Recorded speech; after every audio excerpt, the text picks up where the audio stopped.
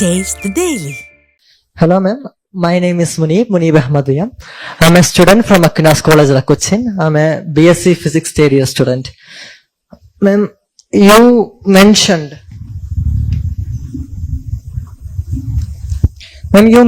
about the prompt and steady economic growth of India as a nation. And my question is, despite the significant economic growth in the past few years, income disparity remains a serious and growing concern in India. What measures has the government taken yet and will continue to take to face this challenge? Ma'am, I would like to ask a three-parter question. Okay, thank you, ma'am. Right? Should I answer this now? Yeah, you can. The answer from ma'am.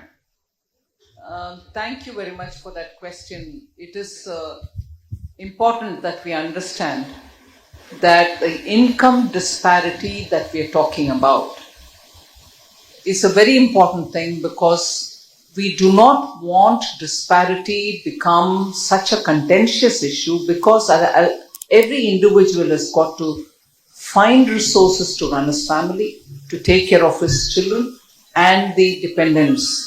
And also, he should have the dignity of labor. The money that he earns should be sufficient to take care of his family. But nevertheless, there are support schemes that government announces. And not just this government, even earlier, every government has tried to supplement the income of people who really can't earn, for whatever reason, enough to take care of the families. Whether it is the public distribution through which you give them grains, whether it is certain subsidies that you provide for them, or you try to give them assistance to build their homes for which they can't put upfront money. So in all these ways, governments have tried to support. And the way in which our government has done is to make sure, because of the pandemic and from the time of the pandemic, not debating whether they are in a position now and not in a position just in 2020, ensuring that people don't go hungry to bed. Everybody who deserves or deserve is determined on the kind of income that they earn, given food grains through the public distribution system. Not just enough, but sufficient so that they can make sure that they get enough grains to support their family. So what was given as the quantum determined by the Right to Food Act was doubled. So if they were getting 5 kgs, they are now getting plus 5 kgs. If they were getting 5 kgs at 3 rupees per kg for rice, now they get it all for free. The first 5 kg and the next 5 kgs. So the poor gets the free grains, and they also get government subsidy in building. Subsidy in the sense they're given cash to build their pakka houses. They don't need to live in juggies or jompadis, as they say, hutments or thatched roofs for make pakka houses. So they don't need to spend money on that. They can keep that money for some other reason. Third, the biggest spending out of pocket is for health and health related matters. In order that they don't spend their hard-earned money on treating one of the members of the family, 5 lakh rupees has been given for them in the name of a Ayushman Bharat card, which they can go to the hospital, not spend money in giving fee payment to the doctors or for medicines, and therefore they get treatment. Now that has been extended to every 75-year-old or more senior citizens as well. Together with this, the government has been running medical shops, which are, the generic medical stores. So the money spent on branded medicine and generic medicine being different from one another, in the sense, generic medicines cost 1/3 of what the person would otherwise spend on his basic medical medicines that he needs to buy. So in these kind of ways, the government has been ensuring that, helping them by giving assistance where cash need not be spent and the government takes care of their expenditure. We hope that the poor and those who are in the just below the poverty line are given the support, and thereby giving them real income support in that sense.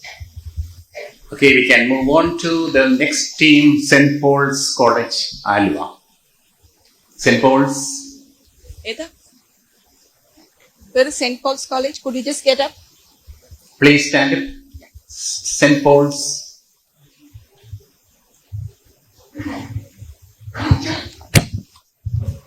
So good evening. Where are you? So good evening, Okay. ma'am. So I'm myself Arun from St. Paul's College. Ma'am, in the year 2020, the central government had discontinued the LPG gas subsidy for most people with the exemption of PM Ujjwala Yojana. Taking the budget of 2024-25, subsidies accounted for just 6% of the total government expenditure. Is the government considering phasing out subsidies, as it is being held that subsidies become a burden for the government? I don't know where this last line of yours has come. Subsidy as a burden on the government? Subsidy is given to support the poor. Subsidy is given to make sure that the poor don't suffer for want of basic necessities. In fact, in answering the first question, I did not even talk about the Ujjwala subsidy. Thank you for bringing that into the debate. That goes to help the poorest of the poor, that they don't need to depend on charcoal or cow dung or wood and suffer because of the smoke which comes out of it. PM Modi continuously says about it, saying, I don't want our women or elderly people who are going and making their own cup of tea in the kitchen to suffer because of the smoke. There were data which was released at that time. Apparently, if a family spends, or the lady in the house sits before the smoke-filled kitchen, making a morning meal and an evening meal, the smoke that she inhales is equivalent to smoking 400 cigarettes, is what was the data at that time that we had been given. Very clearly, that is not healthy, and in order to keep the family healthy and the women in particular healthy was this Ujjwala scheme. Even today, the center gives the subsidy for Ujjwala, for all those subscribers of Ujjwala. So there is no way in which subsidy is seen as a burden, not at all. Okay, SEMS School of Engineering and Technology. Yeah. A very good evening, ma'am. I'm Fuad Zainin from SEMS School of Engineering and Technology, pursuing my BTech in Computer Science with AI. So my question is, with the rapid advancement of technology and the rise of the gig economy, what specific fiscal and regulatory frameworks is the government considering to ensure that young professionals, freelancers and gig workers have access to long-term financial security and job security? See, that is where there are 2 or 3 schemes of the government, which are, again, that will answer the second question and the first question. Supporting people who do not have any assets. When you take loans from the bank, or when you want to expand your business, or you just want to make sure that you're going through the process of, saving, you don't have sufficient, but you still want to have some kind of a roof on your head, over your head, so you want to build a small house, or you want to buy a vehicle, or you want to make sure that the little street side shop that you're holding gets some money to expand, you want to get more, a table to display it or something like that. That is where the government has come up with more than, if I'm right, 4 schemes where the beneficiary doesn't have to give any security to obtain the loan. Meaning, you go into a bank, you want to set up, you want to expand your small business, they would say, please give me somebody guarantor signature. Some person who's working in the government should come and say, I guarantee his loan. If he fails to pay it, I'll pay it, a guarantor. Or you give a fixed deposit that you have, and that fixed deposit will be taken as a security by the bank. In such schemes as PM Mudra for small businesses, for street vendors, PM Swanidhi, I'm giving just 2 of them as example. No security is taken from them. So you go to a bank and I say, look, I have this business in the street corner. I want to buy some equipments, bartan or some table or some, raw material. You get a loan and that is without security. This kind of government standing as security for small businesses has helped a lot of people. Today, MSMEs in Kerala, I know a lot of small businesses run. They will never get a loan if they go to a bank because they will say, no, I'll give you working capital, you take it. But for buying some equipments, plant and machinery, as they say for big industries, for MSMEs also, we have come up in this budget, this year's budget, with a scheme which is without security. So thinking in terms of helping the smallest of small, you kept referring to gig workers. They have been given social security cover. And the premium for that social security is very small amount for which they are covered if they fall ill or if they have injured their limb that they cannot any longer do the business, or unfortunately, God forbid, if something happens to their life, their dependents will get some money.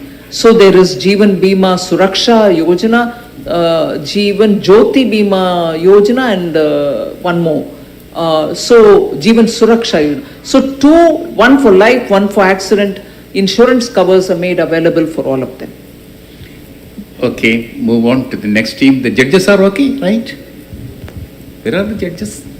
Okay. Sri Sarada Vidyalaya, Kaladi. Sri Sarada.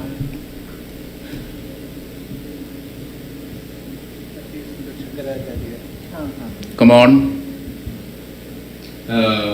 Good evening, Miss. My name is Josh Linson. I'm studying in 11th standard in Sri Sharda Vidyalaya. My question to you is, Miss, Kerala is one of the most developed states in India. I think it is pardon me if I'm wrong, but I think it's the third most developed state in India with great healthcare and education. So, but we are also facing massive brain drain, people capable of doing great are leaving the country for better opportunities in Europe and to US. So how do we in the future stop this from happening? This question, I don't know who are the judges. The young man is really pushing me to answer politically. I do not know if I should say that. But I'll also give to the credit of Kerala.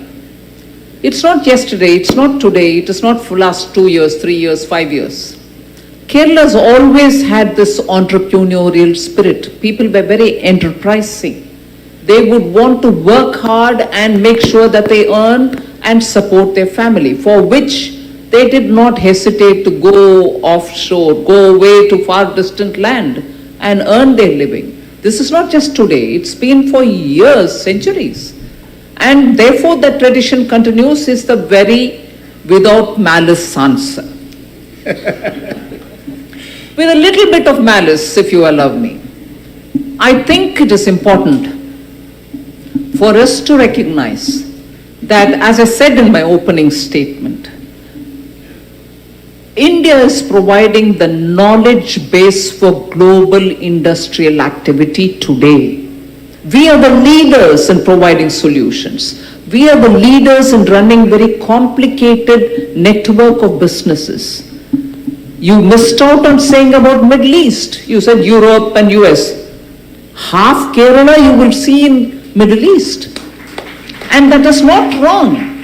Entire the oil network, the Middle Eastern economies have so much to see, the way in which people from Kerala have gone there, and the complicated refining, extracting and running of that business, building modern cities, networking them to the globe, are thanks to the great entrepreneurial young people who have gone from Kerala to Middle East. So the contribution has been a lot cerebral, a lot manual, and a lot disciplined team participant.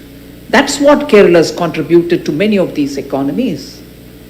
And today, technology has developed so much that you can do all that and more being in Kerala. That's thanks to the technology. But why still you wouldn't want to be here? It's because despite the technology, we are still thinking of 1960s India, where we will ask for no kukuli. Where we still think, am I saying it right? No kukuli?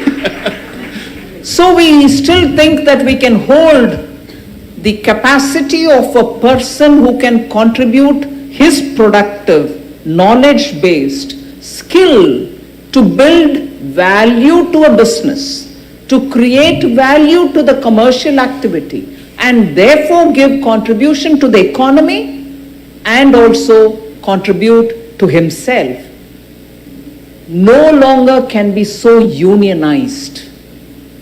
The no kukuli and related problems should get out of Kerala. Otherwise, you won't have Kerala people coming into Kerala.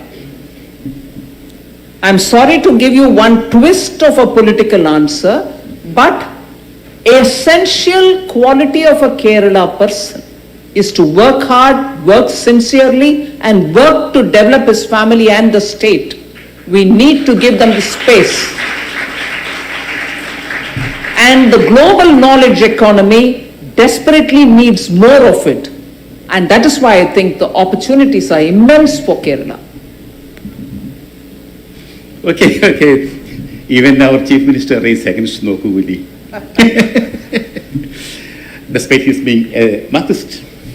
Okay, thank you. And next question goes to Government College, Tripunithura.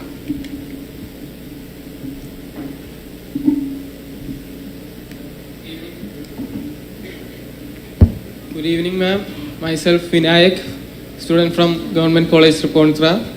As now there has been more startups and all coming, and what is has to be done to improve our financial literacy to young people so that we can make better financial decisions on our personal and professional lives?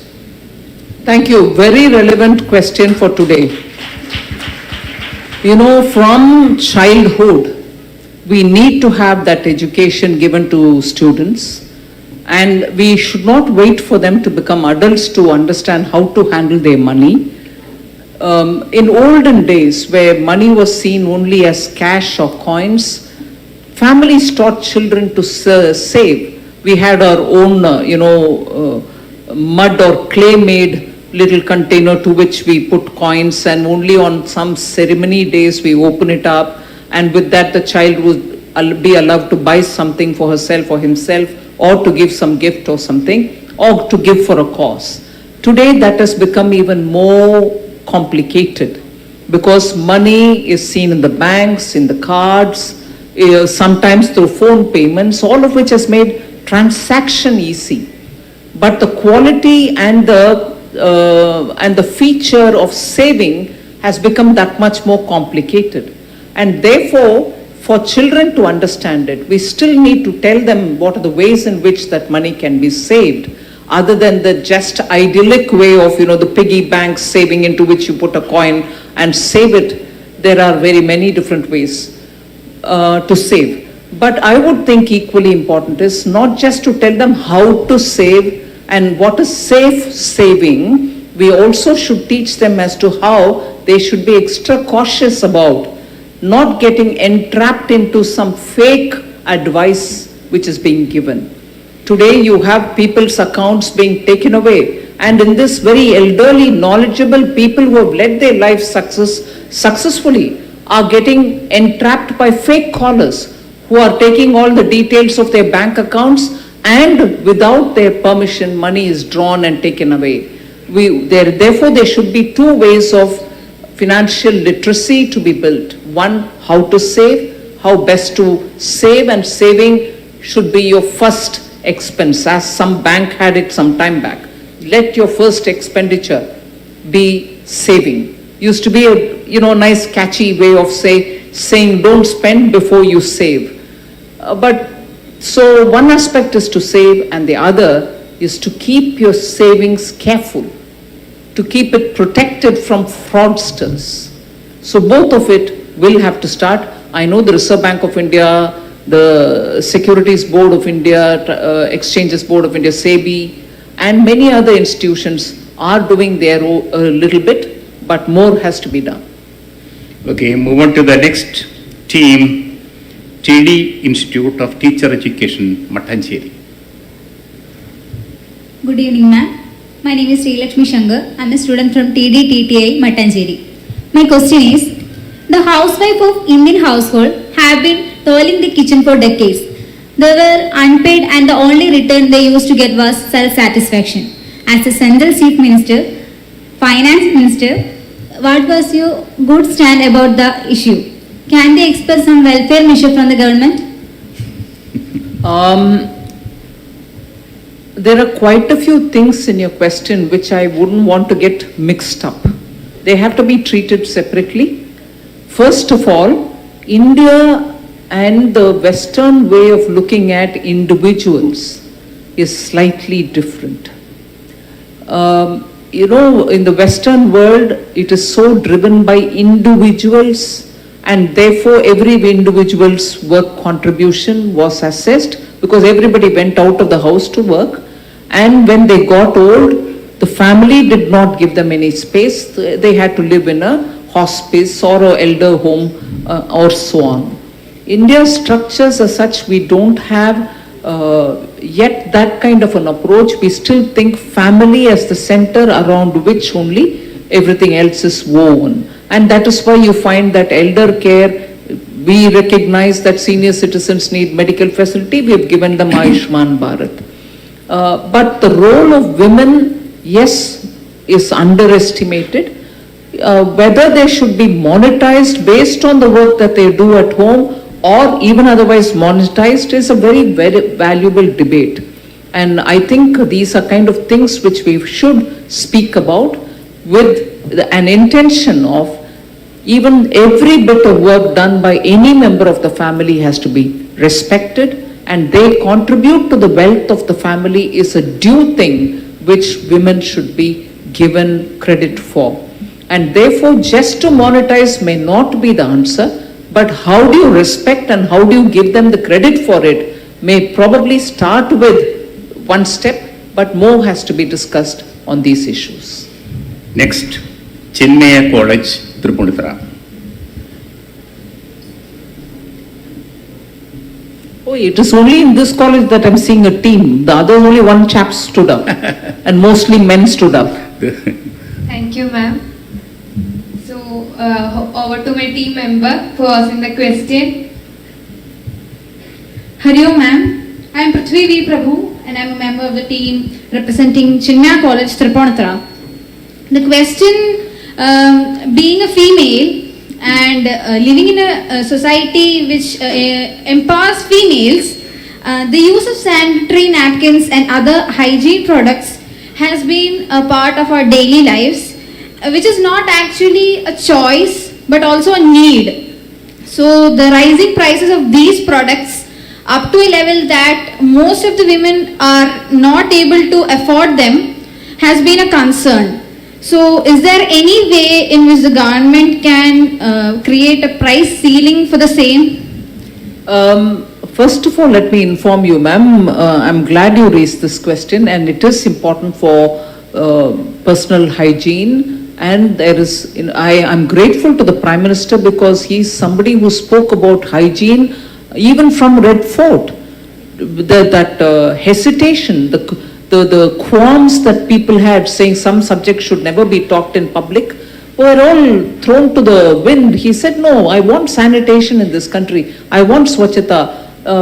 He also spoke about toilet training and so on. So in that context, even the GST we had been talking about, the sanitary napkin and so on. For your information, just as the answer that I gave for the first question, Jan Aushadhi Kendras, which sell non-branded but quality products, do sell sanitary napkin and they are sold at 1 rupee each. So that was a step taken by Government of India. And that Jan Aushadhi Kendra is available all over the country.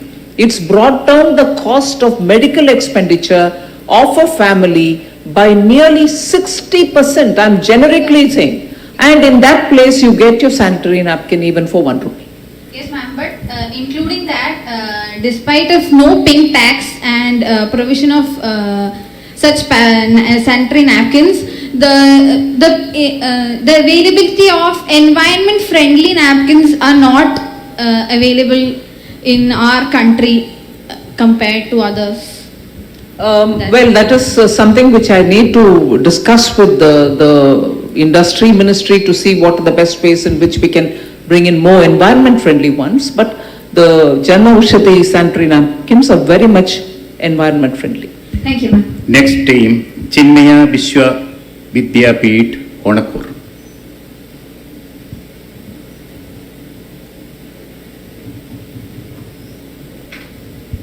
Hari Om. I am Durga Suresh Verma from Chinmaya University doing my bachelor's in psychology. So thank you ma'am for taking this opportunity to answer our questions. So my question is, you had mentioned certain schemes that bridge the gap between employability and industry. So in the changing scenario of students migrating abroad, isn't it high time for us to give opportunities to students to earn while they are studying and to get to know about the policies that will help them? So how can we make it possible at a grassroots level? Nothing stops them from doing that now. To make it as a credit giving, meaning score giving aspect, the new education policy has brought in a lot of changes into the way in which skills can be provided for students. And the skill time spent on acquiring skill gets added to your scores, in the final scores that you get before you leave with a qualification. So the new education policy is actually drafted to help people to acquire multiple learning processes and make them a part of the final certificate. There is some attempt being made. I'll certainly like to see how effective it is working out. Okay, Maharajas College, Ernakulam. Good evening, ma'am. You and I, both women, deeply understand the silent, often invisible struggles we endure, juggling the weight of our ambitions with societal expectations and even the realities of our own bodies. Despite our best efforts, India's female labour force participation languishes at a mere 32.8%, one of the lowest globally, against 77.8% of men. While policies like menstrual leave are vital in respecting the dignity and health of women, they also come with the unintended risk of employers seeing us as a liability rather than an asset. The fear that additional cost or absenteeism could prevent countless talented women from being hired or promoted is real and disheartening. So as a woman who has seen several shattered glass ceilings, how can we create policies that champion the health and well-being of women, such as menstrual leave, while also ensuring these very policies don't become the barriers that hold us back, so that every woman is seen as an indispensable force driving India's growth and not as a burden? And this is a question from the economics department, and we have a question from a counterpart from the political science department also. No, sorry. One question. Okay. Ma'am then. So is this the question, or is the question of the political science department going to be the question from your college? No, then we'll go with this question then. Okay, just a minute. Is that all right? The list is too long, that's why. Okay. I think the policy, I can list a lot, but one thing I'll straight away tell you is, in a country which had had only 3 months as maternity leave. I know you're specifically focusing on menstrual issues, but I'm giving this as an example to say how our government has been more in favor of getting women coming into work. So where there was only about a 3-month period given as maternity leave, our government has increased it to 6 months of maternity leave for women. One. Second, for girls who have to go and work and for want of staying places, working women's hostel, both in the GST Council, we ensured that we removed high taxation and allowed it for exemption, meaning exemption-free hostels could be built. Similarly, we are giving viability gap funding for promoters who want to build hostel accommodation for women so that they can come and work, stay there and go for visiting their parents in the weekend or something. So want of working women's hostel should be gotten over. So we've actively come in to say we will give you the funding for it, please build it and then draw women to stay there. So particularly for working women, there are quite a few steps taken by. I've just given you 2 examples. Next, SH College, Thevara.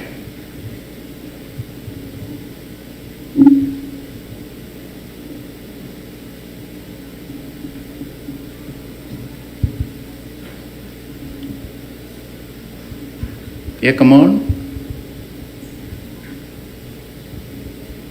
SH.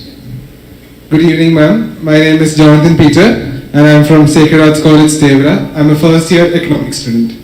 So my question to you is, recently the World Wildlife Fund had released its Living Planet report that had stated that India's food consumption pattern is the most sustainable pattern amongst the G20 countries. India's millet initiative was appreciated for this achievement. Other countries were also encouraged to adopt such initiatives, which eventually opens up a vast market for millets. In this context, there is more scope for millets and other agricultural products. So as the Finance Minister of India, how do you intend to motivate the young generation to choose commercial agriculture as a profession? Actually, the government's first major step was to recognize coarse grains. Millet is one of them. And coarse grains as a superfood. So we even started calling it Sri Anna. Anna is your chawal, right? Your rice. But Sri Anna is the millet and about 8 of them are recognized as superfoods. There was this fad that countries were importing quinoa from somewhere in Latin America. Whereas in India, our farmers have been growing millets for centuries.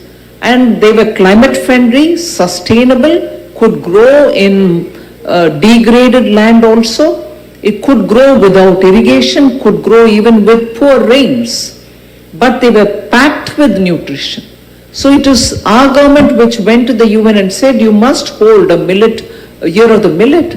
And that is why in 2023, globally it was celebrated. And in India, we have recognized every state and their millet products. Millet growing farmers are also now being included in some of the MSP related schemes. We are now setting up in districts within India, which are rich in growing millets, value addition through industry. Big companies like ITC are going in those areas and saying ragi biscuits, nutritive atta for making rotis at home out of millets and so on. So we are actively promoting the growth and ready to eat millet based products. CUSAT Law College, CUSAT Ernakulam.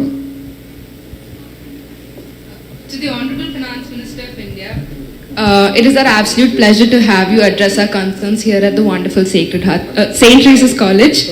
We're from the School of Legal Studies, CUSAT, and our question is, given the current scenario, where job security is a huge cause of concern for youngsters falling within the age group of 18 to 24, internships tend to play a major role in increasing a student's ability to acquire and secure better jobs, which provide more job security, which in a broader perspective is essential for the economy. As of yesterday, the portal for internship scheme from this year's union budget has been declared open, and it has garnered 1.55 lakh registrations. While this is a matter of celebration, does this entail its expansion to include a larger number of students and different academic status of student as well? Because I believe that it includes the students from the age of 21 to 24, and it has the potential to include students from a younger age group as well. You're right in saying it's 1.5 lakh students who have registered since the day when it was opened, which is 12th. It was opened at 5 p.m. of 12th. The budget has announced that it will do the internship for students for 1 crore students in the 5 coming years, this year and 4 years afterwards. So there is immense scope for more people to have this exposure and get given the internship, and as a result, the employability gap can be bridged by them. So we are looking to expand it. It's not stopping. This is only a pilot that we have launched as of 12th, but the budgetary announcement is for 1 crore students and in the next 5 years. Next, St. Teresa's College, they have come with 3 teams. I am selecting one from them. That's Department of Economics, St. Teresa's. Good evening, ma'am. We students of the Economics Department from St. Teresa's College. And our question is that Kochi is recognized as one of the smart cities in the country. The smart city mission has significantly contributed to the city's infrastructure development. However, this mission is set to conclude by March 31st, 2025. And in your opinion, has the smart city mission achieved all of its objectives? If not, what are the reasons for not continuing such an initiative? And from an economic standpoint, wouldn't it be detrimental to dismiss a progressive mission like this? And what would be an alternative? Well, I'm not sure about the appraisal on this. It is under the Ministry of Urban Development. It is for them to assess how this is working and whether they would want to continue in the current fashion, continue in different fashion. All that is up to them. So the mission was very actively pursued for the last several years. I can see many cities of India really having benefited from it. Kochi is one, Indore is another. These are cities which are competing to be the best cities in India. So the mission actually has worked well. We'll have to see how the Ministry of Urban Development wants to take it forward. So, thank you very much, ma'am. The deadline